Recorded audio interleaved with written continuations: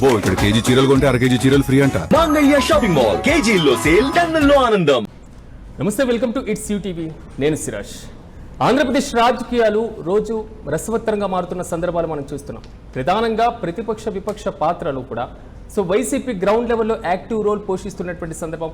రాజధాని పైన సాగుతున్నటువంటి ఈ రగడ ఈ మధ్య కాలంలో ఆంధ్రప్రదేశ్ ముఖ్యమంత్రి చంద్రబాబు చేసినటువంటి తాజా స్టేట్మెంట్, ఆర్థిక శ్వేతపత్రం పైన జరుగుతున్నటువంటి చర్చ తెలుగు రాష్ట్రాల్లో మాత్రమే కాదు, ఆంధ్రప్రదేశ్లో నిజంగా మళ్ళీ ఆర్థిక పరిస్థితి పైన ఈ విధమైనటువంటి రసవత్తరమైనటువంటి చర్చ సాగాల్సినటువంటి అవసరం ఎందుకు వస్తుంది అనేటువంటి వాదనను తెర మీదకి తీసుకొచ్చింది. రాష్ట్ర ముఖ్యమంత్రి చెప్తూ 2024 వరకు దాదాపు 9.74 లక్షల కోట్లకు సంబంధించినటువంటి అప్పులకు సంబంధించి మళ్ళీ కూటమి ప్రభుత్వం అధికారంలోకి వచ్చిన తర్వాత కల్పించినటువంటి సౌకర్యాలు, పేదలకు కల్పించినటువంటి సంక్షేమ పథకాలు, రాష్ట్రంలో కల్పించినటువంటి ఉపాధి హామీకి సంబంధించినటువంటి ఉద్యోగాల భర్తీ, ఈ పరంపర మొత్తాన్ని కూడా చెప్తూ వస్తున్నటువంటి వైనం మనం చూస్తున్నాం.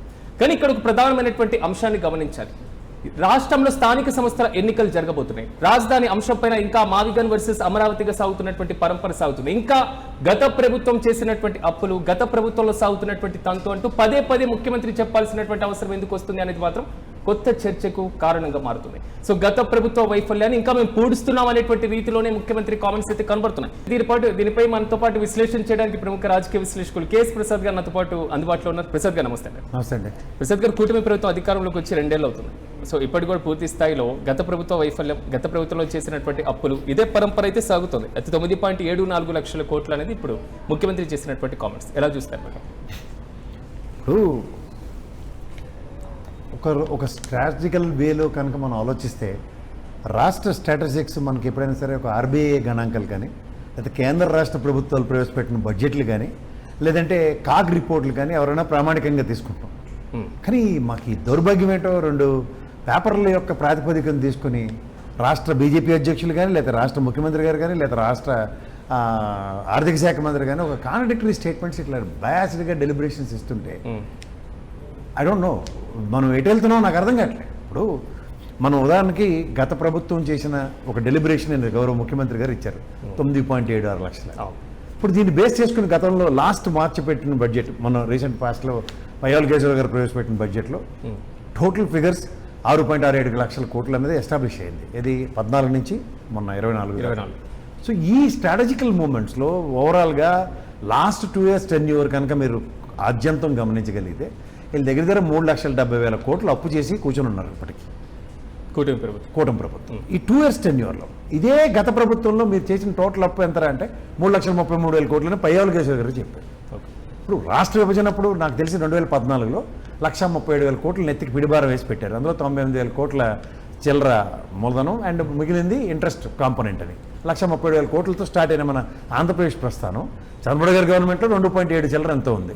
తదనంతరంలో జగన్మోహన్ రెడ్డి గారిది 3.33 సార్ 3.33 2.7 1.9 కలిపితే 6 చిల్లర కదా. అది దాన్ని కాంట్రడిక్ట్ చేస్తూ ఎట్లాంటి ఫిగర్లు తీసుకొచ్చి ఫ్యాబ్రికేటెడ్ ఫిగర్స్తో వీళ్ళకి ప్రైమరీ మోటో ఏంటంటే గత ప్రభుత్వం అంటే 19 నుంచి 24 దాకా ఉన్న జగన్మోహన్ రెడ్డి గారి ప్రభుత్వాన్ని బదనాం చేయాలా, దాని మీద కంటిన్యూస్గా బుల్డోస్ చేసుకుంటూ వెళ్ళాలన్న ఒకే ఒక ప్రామాణికం అన్నది టిల్ 2024 ఎలక్షన్స్ దాకా బాగుంది. విన్నవాళ్ళు విన్నారు, మంచి అనుకున్న వాళ్ళు మంచి అనుకున్నారు, చెడ్డ అనుకున్న వాళ్ళు చెడ్డ అనుకున్నారు. వాళ్ళకి 40% ఇచ్చారు, మీకు 60% దగ్గర ఇచ్చారు, మిమ్మల్ని గవర్నమెంట్ 124 స్థానాలతో కూర్చోబెట్టారు. ఇంకా మళ్ళీ 2 years తర్వాత కూడా మీ దగ్గర ఒరిజినల్ రికార్డ్స్ మీ దగ్గర పెట్టుకుని కూడా ఇంకా కాంట్రడిక్టరీ ఫిగర్స్ని జస్టిఫై చేస్తే ఎట్లా వెళ్తారు? ఒక పక్క ఎంప్లాయ్మెంట్ క్రియేషన్ గురించి మాడతారు, ఒక పక్క అప్పుల గురించి మాట్లాడుతున్నారు, ఒక పక్క జీతభత్యాల గురించి మాట్లాడుతున్నారు, మూలధన వ్యయాల గురించి మాట్లాడుతున్నారు. ఇవన్నీ 14 నుంచి ఈ రోజు దాకా 24 అంటే ఇవాళ 26 దాకా ప్రతి ఇయర్ స్టాటిస్టికల్ ఫిగర్స్ జస్టిఫై అవుతూనే ఉన్నాయి. ఓవర్ నైట్ కుక్కుడు ఫిగర్స్ తీసుకొచ్చి కాదు కదా. ప్రభుత్వం శ్వేతపత్రం రిలీజ్ చేస్తుందంటే తన బాధ్యతను నిర్వర్తిస్తుంది అన్నది ప్రజలకు తెలియాలి. బాధ్యతాయుతంగా నిర్వర్తించిన శ్వేతపత్ర నివేదికలో 3.5 గంటలు ఒక లెబోరియస్ టైం గౌరవ ముఖ్యమంత్రి గారు చెప్తూ కూడా ఇంకా గత ప్రభుత్వాన్ని ఆపాదించుకుంటూ మాట్లాడడం అంటే what does it mean by? ఇది ఖచ్చితంగా కాంట్రడిక్షన్ అని చెప్తాను. ఇప్పుడు 9.76 లక్షల కోట్లు ఈ రోజుకి జస్టిఫై అవ్వలే. ఏదో గతంలో మండలంలో 14 లక్షల కోట్లు యనమల రామకృష్ణ గారు చెప్పినట్టు, లేకపోతే ఈయన ఒక 10 లక్షల కోట్లు అని చెప్పి నెక్స్ట్ ఆ రోజు కూడా ఫస్ట్ బడ్జెట్ ప్రవేశపెట్టకుండా గౌరవ ముఖ్యమంత్రి గారు ప్రవేశపెట్టిన ప్రజెంటేషన్లో కూడా 9.63 కోట్లకి కదా కన్ఫర్మ్ అయ్యారు. తదనంతరం బడ్జెట్ ప్రవేశపెట్టిన పయ్యావుల కేశవ గారు 6.64 కోట్లని ఆయన కన్ఫర్మ్ అయితే ఈ ఫ్యాబ్రికేటెడ్ ఫిగర్ని మళ్ళీ మోడల్ తీసుకొస్తారంటే ఎట్లా? అంటే ఇప్పుడు మళ్ళీ చర్చను తీసుకురావాల్సిన సందర్భం ఎందుకు వస్తుంది? సార్ ఒకటి శ్వేతపత్రం మీద ఎందుకంటే పూర్తి అవగాహన ఉన్న రాజకీయాలకు సంబంధించిన విషయాలు కానీ ఆర్థిక సంబంధించిన అంశాల్లో కానీ ఈ 3.7 కోట్ల దగ్గర 3,70,000 కోట్ల అప్పు తీసుకొచ్చిన కేంద్ర రాష్ట్ర ప్రభుత్వాలు ఏం చేస్తున్నాయి చెప్పమంటే అది దానికి లేనిపోవని చెప్తే ఎట్లా? ఇప్పుడు ఉదాహరణకి అమరావతి ఫాస్ట్ ఫేజ్లో కట్టేస్తున్నాం అన్నారు అనుకోండి, దాని బడ్జెట్ అలిగేషన్స్ వేరు తెలుసా? అది ఒక 45,000 కోట్లు వరల్డ్ బ్యాంక్ దగ్గర నుంచి, ఏషియన్ మార్కెటల్ బ్యాంక్ దగ్గర నుంచి, జర్మన్ కార్పొరేషన్స్ నుంచి, మన హిడ్కోల్ దగ్గర నుంచి, ఇట్లా అన్నిటి నుంచి తీసుకున్న 45,000 కోట్లకి దాని లెక్క వేరు. Apart from 3.7 plus 45 crores, okay 45,000 crores అంటే మొత్తం టోటల్ ఎంత మీకు? 4,15,000 కోట్లకి వీళ్ళు జస్టిఫై చేయాలి. సరే ఇప్పుడు టోటల్ ఫిగర్ కన్ఫైన్ చేసి చెప్పండి. 6.6కి ఇది కలిపి ఈ ఫిగర్ మా ప్రభుత్వంతో కలిపోయిందని చెప్పానండి. నేను విభజన ముందు నుంచి ఫిగర్లు చెప్పుకుంటూ వస్తాను కదా. 1.38 కోట్లు 14 మన రాష్ట్ర విభజన అప్పుడు మన నెత్తికి పడింది. 2.76 కోట్లు దగ్గర చంద్రబాబు గారి ప్రభుత్వం దిగిపోయే టైంకి, తర్వాత 3.34 కోట్లు జగన్మోహన్ రెడ్డి గారి ప్రభుత్వం దిగిపోయే టైంకి, ఇప్పుడు ఈ 2 ఏళ్ళలో 3.70 ప్లస్ 45,000 కోట్లు అమరావతికి మీరు చేసినప్పుడు దీన్ని జస్టిఫై చేయకుండా ఈ కాకరేటెడ్ ఫిగర్ ఎక్కడి నుంచి వచ్చింది? 9.76. కానీ 2014లో విభజన జరిగిన తర్వాత సో రాష్ట్ర ఖజానాలో ఇంత అమౌంట్ ఉంది. 2019 ఎన్నికల సమయానికి చంద్రబాబు గారు ముఖ్యమంత్రిగా పీఠాన్ని దిగేటప్పుడు నేను ముఖ్యమంత్రి అయిన సందర్భంలో ఇంత ఖజానా ఉంది, నేను దిగిపోయి చంద్రబాబు గారికి ఇంత ఖజానా ఇచ్చెళ్ళాను, అయినా ఈయన అప్పులు తెస్తున్నారు అనేది జగన్ కామెంట్స్. దీన్ని ఎలా చూడాలి? ఇక్కడ వెరీ సింపుల్ అండి. రాష్ట్ర ఖజానా 14 విడిపోయినప్పుడు మనకి బోడుగుండు పైపెచ్చు 1,38,000 కోట్లు అప్పులు భారం పెట్టి మనకు మిగులు బడ్జెట్ తెలంగాణ రాష్ట్రానికి 14,000 17,000 కోట్లు మిగులు బడ్జెట్ వాళ్ళకి ఇచ్చారు. మనకేం లేదు కదా మిగులు బడ్జెట్, తగులు బడ్జెటే మనకి. తదనంతరం మీరు చేసిన అప్పులే కదా 5 yearsలో. మరి రాష్ట్ర ఖజానాకి ఎక్స్చెక్కర్కి మీకు ఇంకోటి చెప్తాను, దీంట్లో జీతభత్యాల విషయంలో మాట్లాడుతున్నారు. అది ఎంత కాగ్రిగేటెడ్ ఫిగర్స్ అంటేనండి, ఇప్పుడు చంద్రబాబు నాయుడు గారి టెన్యూర్లో 14 నుంచి 19 దాకా 89.9% ఎస్టాబ్లిష్డ్ ఫిగర్. జగన్మోహన్ రెడ్డి గారి ప్రభుత్వంలో 111% ఎస్టాబ్లిష్డ్ ఫిగర్. అది ఎలా తగ్గిస్తున్నామని చెప్తున్నారు? ఒక పక్క చూడండి మీరు, సెకండ్ షీట్లో ఉంది 119% ఎంతో చెప్తో దాన్ని 1,09,000 కోట్లు 109 ఎంతో చెప్పేదాన్ని తగ్గించినప్పుడు 95% చిల్లరే వస్తుందని చెప్తున్నారు. అది ఎట్లా అవుతుందండి? ఇప్పుడు సచివాలయ ఎంప్లాయీస్ దగ్గర 1,34,000 మందిని ఆయన రిక్రూట్ చేసేది. పైపచ్చు జీరో రిక్రూట్మెంట్ పాలసీలో హెల్త్ సెక్టర్లో 64,000 పోస్టులు. ఓవరాల్గా ఆ ఫిగర్స్ ఆర్ వెరీ క్లియర్. ఇప్పుడు మీరు చెప్పింది ఏంటి? 20 లక్షల పెట్టుబడుల విషయం ఒకటి చెప్పారు. ఇప్పుడు ఇందులో నేను జస్ట్ చెప్తున్నాను నేను. ఇప్పుడు 20 లక్షల పెట్టుబడుల దగ్గర మనకు ఒప్పందాలు జరిగి ఇవన్నీ మేము టార్గెట్ పెట్టుకున్నాం అన్నారు. ఫెంటాస్టిక్. కాంట్రడిక్షన్ ఎక్కడ? నిన్న కాక మొన్న పార్లమెంట్ సమావేశంలో గౌరవ మంత్రి గారు, క్యాబినెట్ మంత్రి గారు, సెంట్రల్ మినిస్టర్ చాలా క్లియర్గా చెప్పారు. 10,000 కోట్లు ప్రజెంట్ గ్రౌండ్ అయ్యే పరిస్థితుల్లో ఉన్న దగ్గర 6,700 కోట్లు మాత్రమే గ్రౌండ్ అయ్యాయి. దీనివల్ల దగ్గర 20,000 మందికి మాత్రం ఉపాధి కల్పించే ప్రాస్పెక్ట్ ఉందని చెప్పారు. సో ఇది మీకు నేను ఇంకోటి కూడా చెప్తాను. నేను ఎప్పటి నుంచో చెప్పుకుంటూ వస్తున్నాను. 14 నుంచి 19 దాకా చంద్రబాబు గారి హయాంలో దావోస్ 4 పర్యటనలు, సిఐ సమిట్లు 3. వీటి సారాంశం ఆంధ్రప్రదేశ్ ప్రభుత్వానికి పెట్టుబడులు 19,50,000 కోట్లు ఒప్పందాలు జరిగాయి. తర్వాత జగన్మోహన్ రెడ్డి గారి హయాంలో 13 ఒకే ఒక సిఐ సమిట్ అయింది, 13,50,000 కోట్ల ఒప్పందం జరిగాయి. ఆయన ఒకే ఒక దావోస్ పర్యటన వెళ్ళొచ్చాడు. దావోస్ పర్యటనలో ఆంధ్రప్రదేశ్కి ఈ రోజు దాకా వచ్చింది శూన్యం. హయ్యెస్ట్ దావోస్ పర్యటనకి వెళ్ళిన ఏకైక ముఖ్యమంత్రి గారు చంద్రబాబు నాయుడు గారి, అది కూడా రికార్డే. చంద్రబాబు గారి గవర్నమెంట్లో కంటిన్యూస్ ప్రాసెస్లో దావోస్ పర్యటనకి వెళ్తూనే ఉంటారు. But where it comes to investment అంటే శూన్యం. సో దావోస్లు పరిగెట్టారు, మర్చిపోండి. సిఐ సమిట్ల ఒప్పందంలో ఇప్పుడు నిన్న కాక మొన్న చంద్రబాబు గారి హయాంలో జరిగిన ఇంకొకటి కూడా 9,50,000 కోట్ల ఒప్పందాలు జరిగాయి. అంటే మీరు 19,50,000 కోట్లు, 13,50,000 కోట్లు జగన్మోహన్ రెడ్డి గారి హయాంలో, మళ్ళీ చంద్రబాబు గారి హయాంలో 9,50,000 కోట్లు, ఈ 3 కలపండి. అంటే 19,50,000 ప్లస్ 13 అంటే దగ్గర 33 లక్షలు. ఈ 9.5 లక్షలు అంటే దగ్గర 42.5 43 లక్షల కోట్ల ఒప్పందాలు జరిగి ఉన్నాయి. ఫస్ట్ మీకు తెలుసో తెలీదు, 14 నుంచి 19 దాకా గ్రౌండ్ అయింది ఎంత తెలుసా సార్? చంద్రబాబు గారి గవర్నమెంట్లో 34,690 కోట్లు గ్రౌండ్ అయింది అవుట్ ఆఫ్ 19.5 lakhsలో. రెండోది జగన్మోహన్ రెడ్డి గారి హయాంలో 1,09,500 కోట్లు గ్రౌండ్ అయ్యాయి. సారీ 1,03,500 కోట్లు గ్రౌండ్ అయ్యాయి. ఉపాధి ఎంతమందికి కల్పించారు తెలుసా? 14 నుంచి 19 ప్రైవేట్ సెక్టర్ చెప్తాను, జస్ట్ 36,950 మంది 14 నుంచి 19 దాకా. 19 నుంచి 24 దాకా ఎంత? 3,54,000 మందికి. నెక్స్ట్ ఎంఎస్ఎంఈ యూనిట్లు చంద్రబాబు గారి హయాంలో దగ్గర 3,50,000కు ఎంఎస్ఎంఈ యూనిట్లతో ఒప్పందాలు జరిగాయి. జగన్మోహన్ రెడ్డి గారి దగ్గర 13,70,000 ఎంఎస్ఎంఈ యూనిట్లు గ్రౌండ్ అయ్యాయి. టోటల్ మన దగ్గర రాష్ట్రంలో ఉన్నవి 16,50,000 ఓకే. ఎంఎస్ఎంఈ యూనిట్లు. వీటి వల్ల ఉపాధి ఎంతమందికి వచ్చింది? నేను కదా పయ్యాల కేశవ గారు చెప్పారు బడ్జెట్లో. ఇవన్నీ కూడితే 44 లక్షల మందికి ఉపాధి కల్పించబడ్డాయి. ప్రత్యక్ష పరోక్ష గవర్నమెంట్ ఎంప్లాయీస్. అంటే మీరు మన డిఎస్సీలు 13,000 16,000 ఎంత నోటిఫికేషన్ ఇచ్చారు, అంతే కదా. ఈ 2 years టెన్యూర్లో గవర్నమెంట్ రిక్రూట్మెంట్స్ ఏం లేవు కదా. సో ఇవి మాట్లాడదాం అంటే మీరు స్పాన్ ఆఫ్ నో టైంలో 2 years కాలం గడిచిపోయింది. మీరు చెప్పిన 20 lakhsతో 4+4 8 lakhs జాబ్స్ మాట్లాడదాం. అది చూస్తే నాట్ ఈవెన్ థౌజండ్స్. ఇప్పుడు నేను టోటల్ ఇన్వెస్ట్మెంట్ అప్ టు 24 మాట్లాడదాం. 33 లక్షల్లో 10% అంటే ఎంత అండి? 3.3 lakhs. 5% అంటే ఎంత? 1.7 దాకా.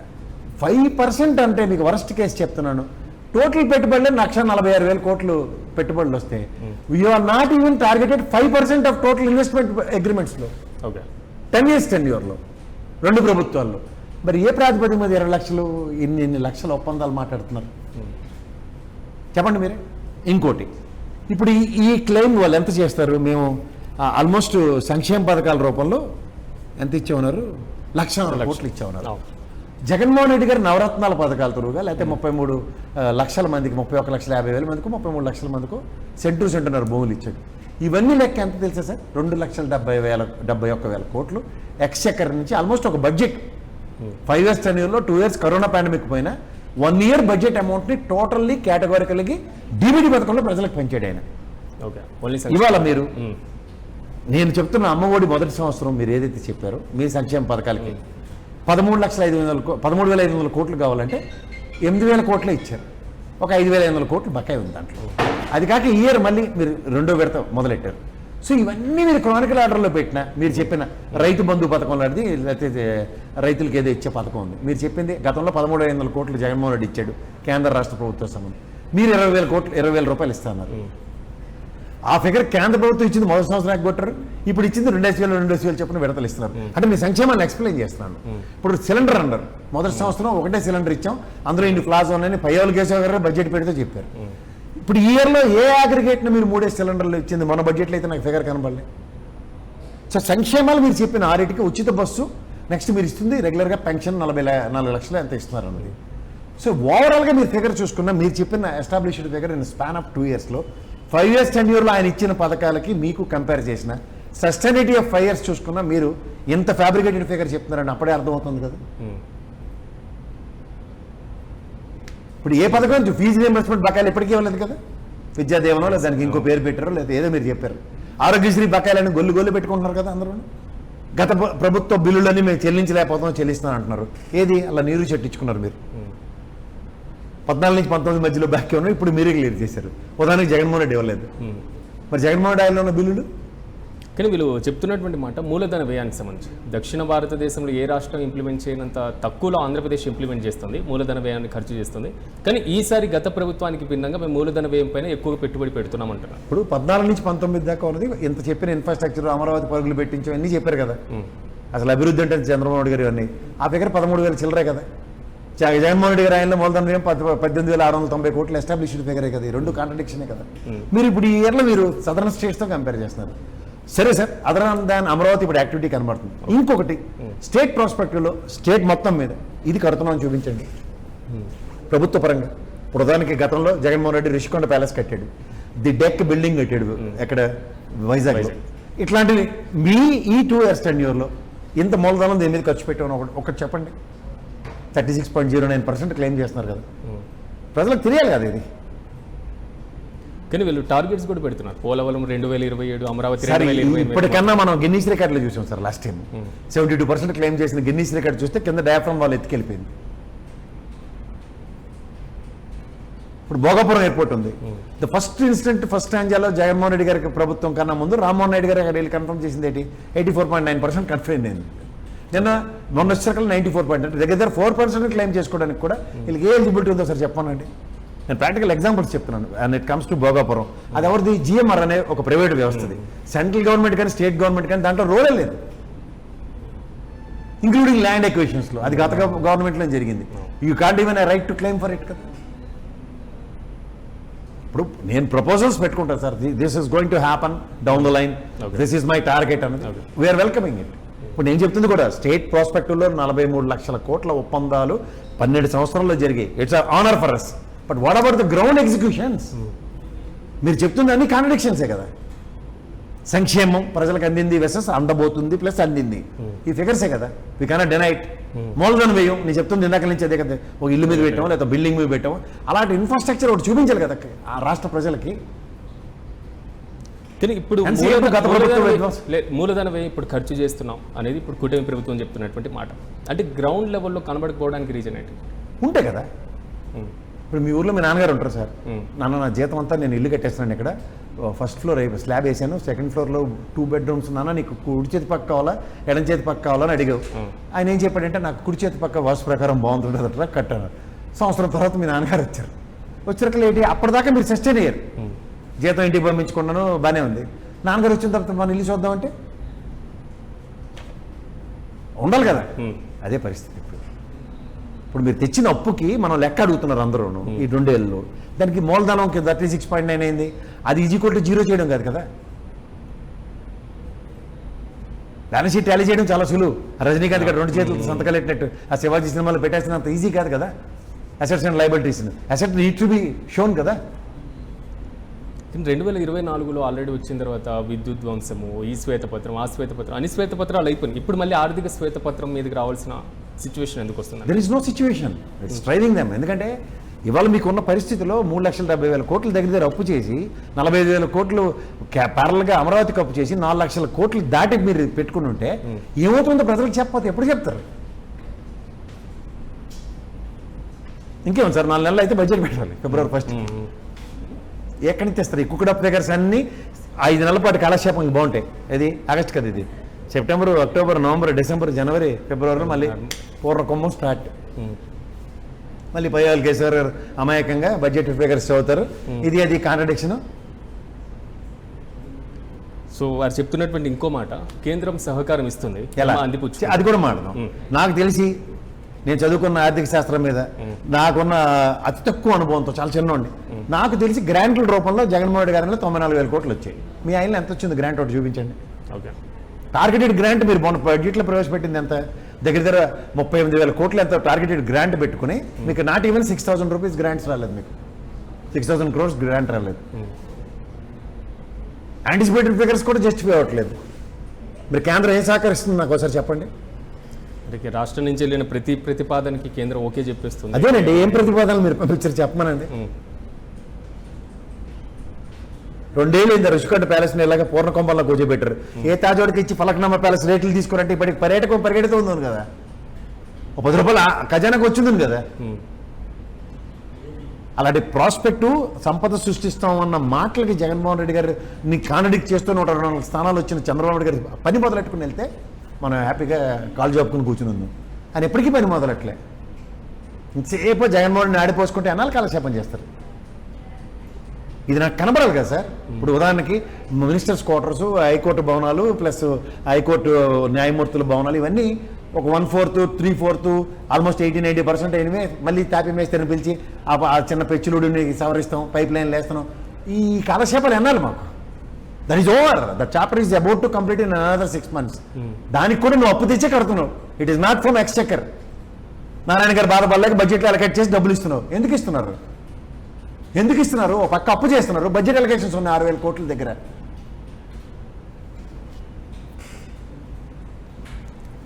ఉద్యోగ జీడిపికి సంబంధించి చూద్దాం సరే, రాష్ట్ర HDPకి.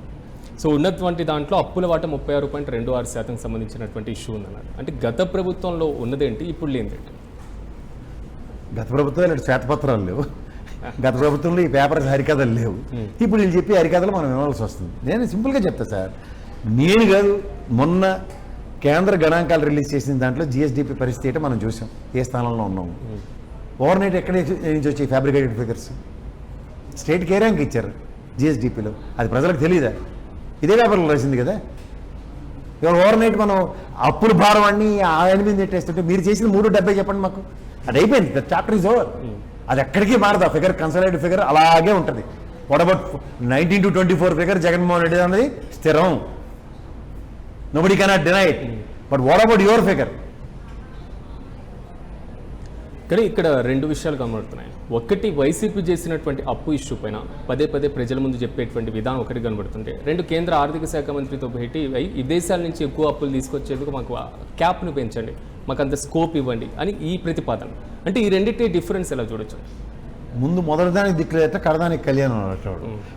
ఫస్ట్ దానికి మనకి చేస్తున్న అప్పుకి ఉదాహరణకి 10 బిల్డింగ్లు అవుతున్నాయి, ఈ ఇన్ఫ్రాస్ట్రక్చర్ నడుస్తుంది, లేదంటే స్టేట్ పర్వ్యూలో రోడ్లన్నీ ఈ విధంగా పరిగెట్టిస్తున్నాం. ప్రతిదానికి ఇంటర్లింక్నే ఉంటాయి సార్. ఇప్పుడు మున్సిపల్ వ్యవస్థ ఉంటుంది, లేకపోతే పంచాయతీ వ్యవస్థ ఉంటుంది, లేకపోతే కార్పొరేషన్ ఉంటాయి, మూడే కదా ఉంటాయి మనకి. ప్రతి రెవెన్యూ అక్కడ జస్టిఫై అవుతూ ఉంటుంది. ఇప్పుడు హైదరాబాద్, గ్రేటర్ హైదరాబాద్ దీంట్లో వచ్చినప్పుడు మున్సిపల్ ట్యాక్సులు కడుతున్న రోడ్లు ఎందుకు వేయట్లేదు, మనం కలిపడిపోవట్లే. అలాగే వాళ్ళు కూడా ఆలోచిస్తారు కదా, వాళ్ళ కార్పొరేషన్స్ ఉన్నాయి, మున్సిపాలిటీలు ఉన్నాయి. అలా ప్రతిదానికి లెక్కను కేంద్ర బడ్జెట్ నుంచో రాష్ట్ర బడ్జెట్ నుంచి అలొకేషన్స్ కనబడుతున్నప్పుడు కొత్తగా ఫ్యాబ్రికేటెడ్ ఫిగర్స్ ఎక్కడి నుంచి తీసుకొస్తారు, దేనికి అప్పు అడుగుతున్నారు మీరు చెప్పండి ఒకసారి. ఇప్పుడు అప్పు పలానా బిల్డింగ్, ఇప్పుడు దానికి అమరావతికి కడుతున్నానికి 45,000 కోట్లు అప్పు తీసుకొచ్చారు, సమాధానం అక్కడే ఉంది. ఇప్పుడు 3,70,000 కోట్ల అప్పులు దేనికి తెచ్చారంటే దానికి చెప్పాలంటే శ్వేతపత్రం, జగన్మోహన్ రెడ్డి అప్పు చేశాడు, ఆ అప్పులు తీర్చలేకపోతున్నాం, ఆ వైబుల్ గ్యాప్ ఫ్రీల్ చేస్తున్నాం. 1,38,000 కోట్ల భారంతో మనకి రాష్ట్ర విభజన చేసినప్పుడు అదేంటి రాష్ట్ర విభజించారు కానీ మాకు సంబంధం లేదు నాకు చెప్పారు చంద్రబాబు గారు. ఆ భారం మీరు మోసారు కదా, అలా మీ వ్యవహారాన్ని జగన్మోహన్ రెడ్డి మోసాడు కదా. ఆ రోజు ఇలాంటి బేదార ప్లాన్ ఉన్నాయా? ఇదే యనమల రామకృష్ణ గారు ఖజానాలో 100 కోట్లే ఉంచేళ్ళే ఉన్న దగ్గర ఇప్పుడు దగ్గర 7,000 కోట్లు ఉంచేళ్ళాడు కదా మీకు ఎక్స్చెకర్కి. కానీ శ్వేతపత్రం అనగానే ప్రభుత్వాలు విడుదల చేసేటప్పుడు ప్రజలు ఆసక్తిగా ఎదురు చూస్తూ ఉంటారు. ప్రభుత్వ విధానాలు వేరు, ప్రభుత్వ విధానాలు వేరు, ప్రభుత్వ సంక్షేమ కార్యక్రమాలు వేరు, ప్రభుత్వం యొక్క ఆర్థిక ముఖ చిత్రం శ్వేతపత్రం. మరి దీంట్లో ప్రజలకు అనుమానాలు వస్తాయి. సో ఎప్పటికైనా గత ప్రభుత్వం మీద ఇంకా పడుతూ ఉంటే ప్రజల్లో నెగిటివిటీ వస్తుంది, ఇలాంటి సంకేతాలు వెళ్ళవంటారా? ఏం కావాలి దాన్ని, 3 ఏళ్ళు టైం ఉంది. ఓకే, ఇవాళ అయిపోయిందా లేదా? ఏం చేయగలరు మీరు? నేను మీ ఇద్దరు కూర్చొని మాట్లాడుకున్నాను సేపు, అవుట్కమ్ అంతే. అక్కడికి దేర్ ఎండ్స్ ద మ్యాటర్. నిన్న ఆయన రిలీజ్ చేసి వాళ్ళు మనం మాడడం అయిపోయింది. ఎల్లుండి నుంచి ఎవరికి కావాలి? న్యూస్ పేపర్ కూడా పొగడి బట్టలు చుట్టూ అమ్ముకుంటూ తినేస్తున్నారు. ఎవరు జవాబుదారీతనం ఉందండి? జవాబుదారీతనం లేదంటావా అంటారు. ఇప్పుడు ఇచ్చాను కదా జవాబు అని. ఇందులో ఒరిజినల్ ఫిగర్స్ చేయబట్టం. దీంట్లో పక్క స్క్రీన్లో బడ్జెట్ ఫిగర్స్ పడుతున్నాయి అనుకోండి, అప్పుడు ఆయన చెప్తే మేము అవును సార్ ఈ బడ్జెట్ ఫిగర్ ఈ ఫిగర్ సస్టైన్ అయిందని. నేను పవర్ పాయింట్ ప్రజెంటేషన్ రాసుకొని ఇక్కడ ఇచ్చాను అనుకోండి స్క్రీన్ మీద, దీనికన్నా ఇంకో గంటకి ఇస్తాను నేను. అది కాదు కదా నాకు కావాల్సింది. CAG report, RBI data, central budget, state budget ఇవి పెట్టుకుని మాడండి. ఎవరు ఎక్కడికి వెళ్ళాం? ఆ ఫిగర్ నా పైసా డివేట్ అవుతుంది.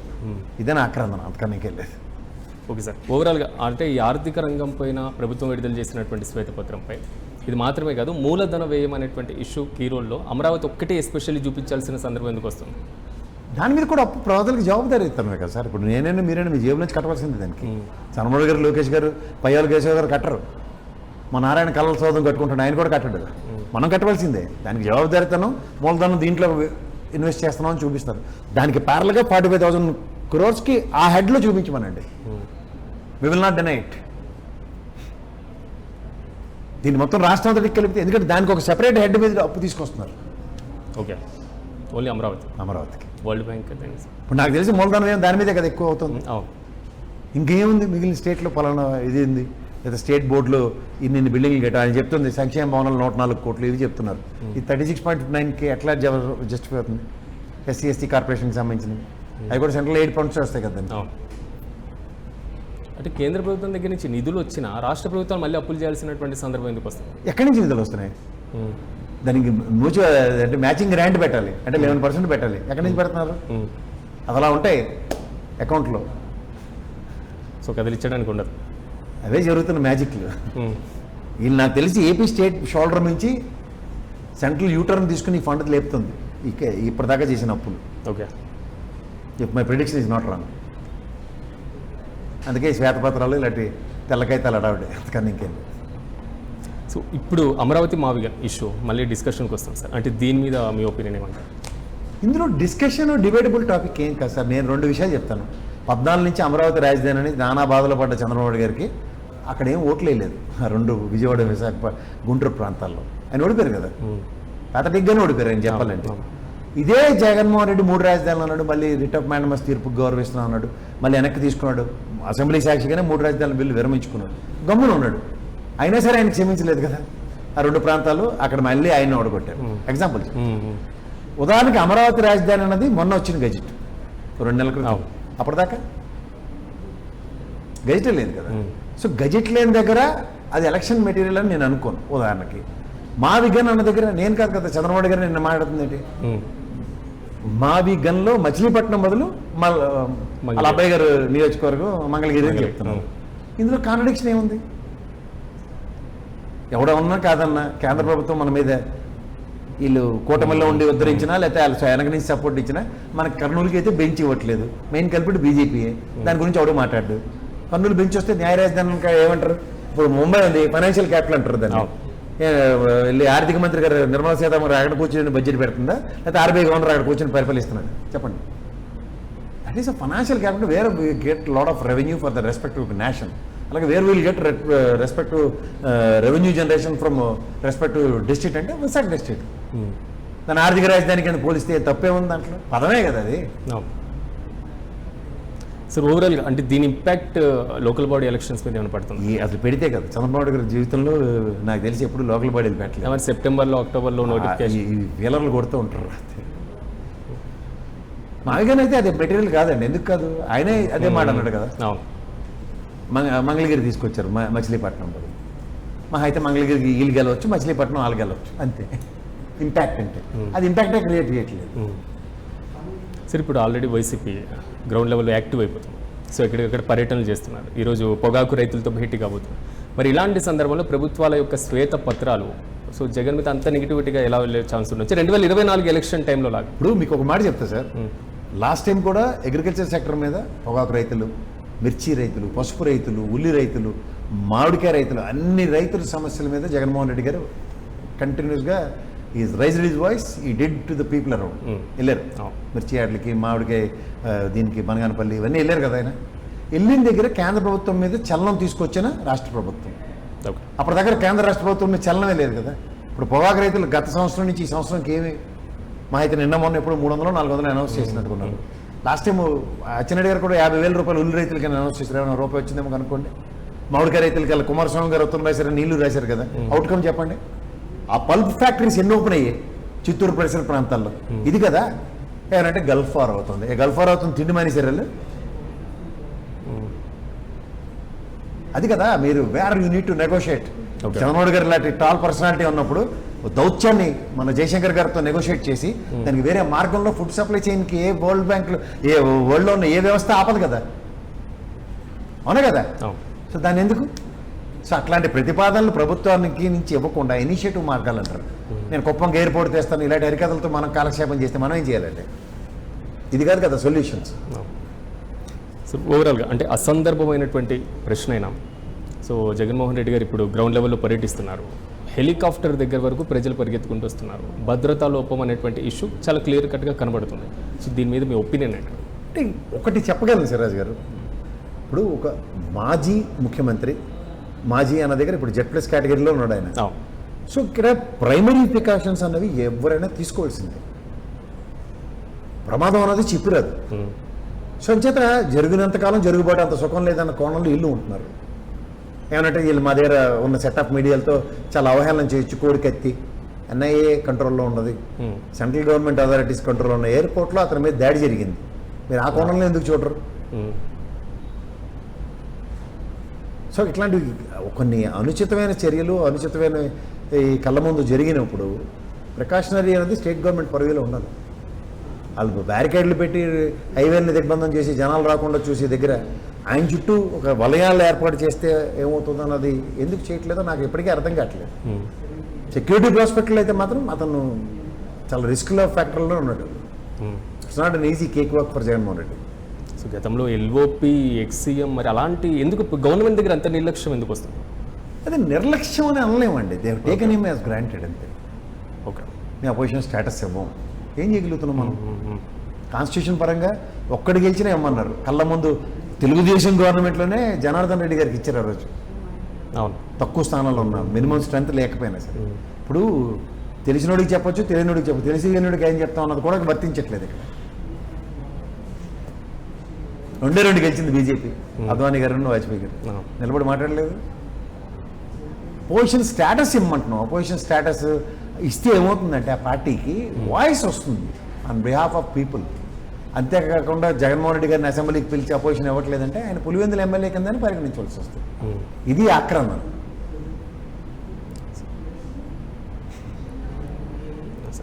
రైట్ ప్రసాద్ గారు, థ్యాంక్ యూ. మాతో పాటు వచ్చి విశ్లేషణ చేసినందుకు.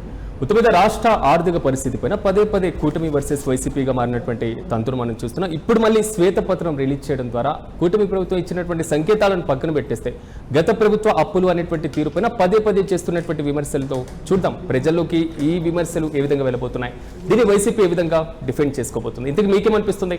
రాష్ట్ర ముఖ్యమంత్రి ఏర్పాటు చేసిన మరి ముఖ్యంగా రిలీజ్ చేసినటువంటి ఈ ఆర్థిక శ్వేతపత్రం పైన సో పదే పదే గత ప్రభుత్వం యొక్క అప్పులను, గత ప్రభుత్వం యొక్క వడ్డీ చెల్లింపు, గత ప్రభుత్వం యొక్క బకాయిలు తీర్చుకోవడానికి ఇంకా మేము ప్రయత్నాలు చేస్తున్నాం అనేది మాత్రం ముఖ్యమంత్రి చంద్రబాబు చేసినటువంటి కాన్సెప్ట్. దీంతో పాటుగా మూలధన వ్యయం పైన ఎక్కువ ఫోకస్ పెడుతున్నాం, ఉద్యోగాల కల్పన పైన ఎక్కువ ఫోకస్ పెడుతున్నాం అంటూ కూడా ఆయన కామెంట్ చేయడం జరిగింది. చూడాలి ప్రజలు దీన్ని రిసీవ్ ఏ విధంగా చేసుకోబోతున్నారు, వచ్చే ఎలక్షన్ పైన దీని ప్రభావం అంతగా ఉండబోతుందా అనేటువంటి క్వశ్చన్ కూడా రైజ్ అవుతుంది. మరిన్ని అప్డేట్స్ కోసం చూస్తూనే ఉండండి ఇట్స్ యూటీవీ.